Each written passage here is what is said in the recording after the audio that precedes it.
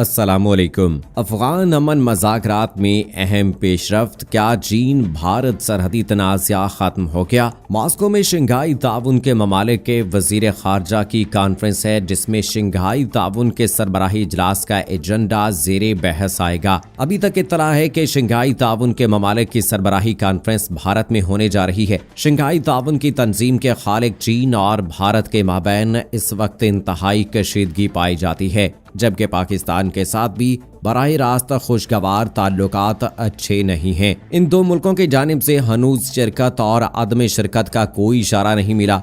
देखें आने वाले वक्त में दोनों क्या फैसला करते हैं। अभी हाल में मॉस्को में शंघाई ताउन तंजीम के वज़ीर दिफा की कॉन्फ्रेंस हुई थी, जिसमें तंजीम के तमाम मुल्कों के वज़ीर दिफा ने मासवाए पाकिस्तान के सब ने शिरकत की थी। पाकिस्तान ने अपनी नुमाइंदगी के लिए चीफ ज्वाइंट डिफेंस कमेटी के सरबराह जनरल नदीम रजा को मुंतखब किया था। इस कॉन्फ्रेंस के मौके पर उनकी किसी भी मुल्क के अहम ओहदेदार से मुलाकात की कोई खबर नहीं आई, जिसकी वजह सिर्फ ये है कि आलमी प्रोटोकॉल के मुताबिक हम मनसब से बातचीत करता है। भारत जैसे दुश्मन से भी चीन नहीं कतराया, जो इस अमर की गामाजी करता है कि चीन में सच्चाई पाई जाती है। चुनाचे मॉस्को में भारत के वजीर दिफा राजनाथ सिंह ने चीनी वजीर दिफा वाई पेंगे से मुलाकात की है, जिसमें दोनों ममालिक के दरमियान जो कशीदगी है इस बारे में बातचीत हुई। मशरक़ी लद्दाख पर चीनी कब्जे के बाद दोनों ममालिक के दरमियान ये पहली आला सतही मुलाकात थी। दोस्तों, वैसे 1962 में जब भारत ने जवाहरलाल नेहरू वजीर आजम थे, चीन के साथ जंग में भारत को जबरदस्त शिकस्त के बाद शदीद सदमे से दो चार हुए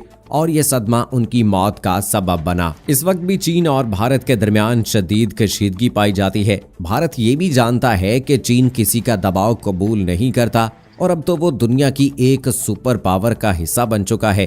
चीनी हम मनसब से मॉस्को में मुलाकात के बाद भारतीय वजीर दिफा राजनाथ घर वापस लौटने के बजाय सीधे ईरान चले गए, जहां जाकर उन्होंने ईरान की आला शख्सियात से मुलाकातें भी की। ईरान में 11 सितंबर को पार्लियामेंट के इंतखाबात हो रहे हैं।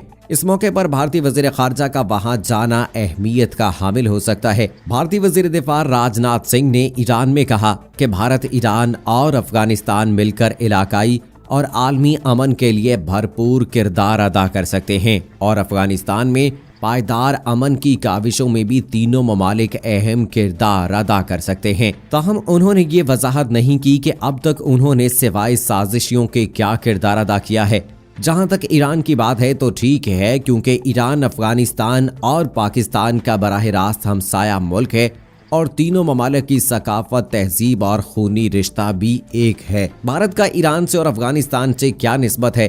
बहरहाल मसला ये है कि भारत बड़ी तेजी से चीनी सरहद पर खुद को मजबूत करने की कोशिश कर रहा है और फ्रांस से हाल ही में खरीदे हुए राफेल लड़ाका जेट तैयारे चीन की सरहद पर ताज़ा बने एयरपोर्ट पर पहुंचा रहा है। इसके बावजूद चीन टेक्नोलॉजी और फौजी बर्तरी में भारत से कहीं आगे है।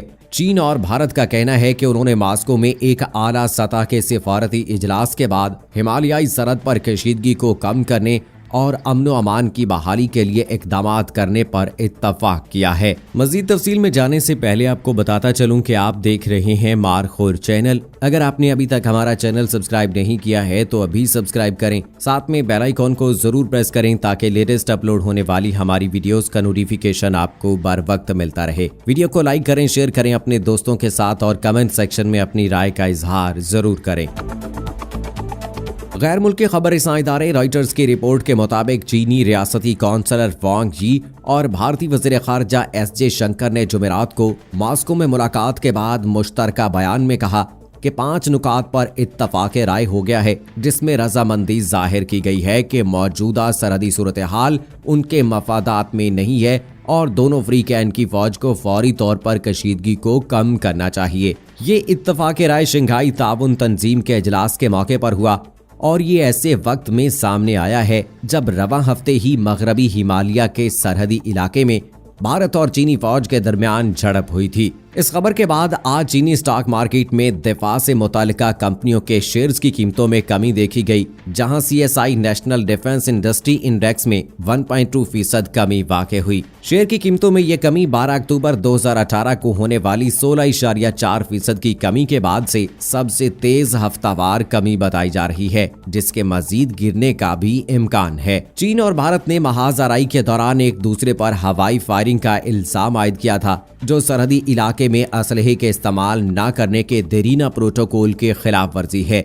चीन की वजारत खारजा ने जुमे को एक बयान में कहा कि वांग यी ने मुलाकात के दौरान S जयशंकर को बताया कि जरूरी है कि इश्तियाल अंगेजी को फौरी तौर पर रोका जाए, जिसमें दोनों जानिब से किए गए वादों की खिलाफ वर्जी में फायरिंग और दीगर खतरनाक कार्रवाइयां शामिल हैं। वांग यी ने यह भी कहा कि सरहद पर लाए गए तमाम एहलकारों और साजो सामान को मुंतकिल किया जाना चाहिए और कशीदगी को कम करने के लिए दोनों अतराफ के सरहदी फौजियों को फौरी तौर पर दस्तबरदारी करनी होगी। उनकी राय चीनी फौज के हालिया पावर शो के बरक्स हैं। चीनी अखबार ग्लोबल टाइम्स, जो चीन की हुक्मरान कम्युनिस्ट पार्टी की सरकारी अखबार की जानिब से शाये होने वाला एक बाअसर अखबार है, उसने बुध के रोज रिपोर्ट किया था कि पीपल्स लिबरेशन आर्मी फौजी बमबार और बख्तरबंद गाड़ियां सरहद पर मुंतकिल कर रही है। चीनी सरकारी मीडिया ने भी हाल ही में तिब्बत में PLA के नीम फौजी दस्तों में इजाफा रिपोर्ट किया था। ग्लोबल टाइम्स ने जुमेरात रोज शाये होने वाले एक इदारिये में कहा था कि भारत के साथ किसी भी मुज़ाकरात को जंगी तैयारी के साथ जोड़ा जाना चाहिए।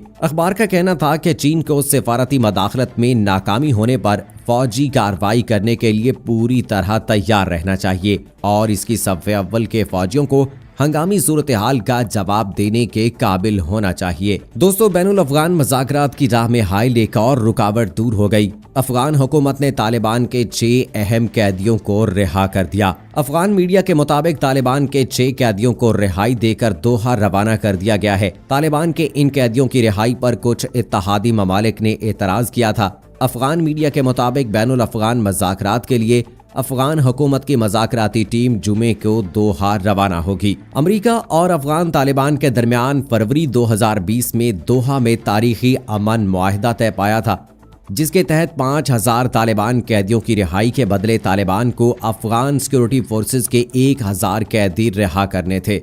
अफगान हुकूमत अब तक तकरीबन 4600 तालिबान कैदी रिहा कर चुकी है और संगीन जराइम के इल्जामात पर 400 तालिबान कैदियों की रिहाई रोकी हुई थी, जबकि तालिबान का इसरार था कि उनकी दी गई फहरिस्त के मुताबिक तमाम कैदियों की रिहाई के बाद ही बैनुल अफगान मुज़ाकरात शुरू किए जाएंगे। अफगान हुकूमत ने बकिया तालिबान कैदियों की रिहाई के बारे में हतमी फैसले पर पहुंचने के लिए तालिबान की मुखालफत के बावजूद लोया जरगा बुलाया था, जिसने 400 तालिबान कैदियों की रिहाई के हक में फैसला दिया था।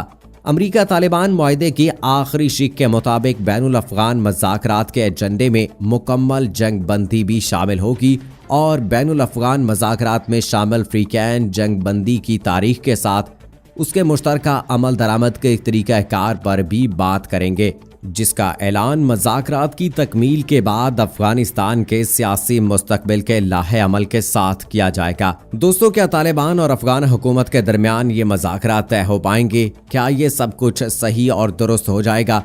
क्या अफगानिस्तान का अमन बहाल हो जाएगा या फिर अमेरिका से अपनी साजिशों के जरिए से ईरान और अफगानिस्तान के अमन को तबाह करता रहेगा? इस हवाले से आपका क्या कहना है? आप अपनी राय का इजहार कमेंट सेक्शन में जरूर कीजिएगा। मुझे अगली वीडियो तक इजाजत दीजिए। फी अमानिल्लाह।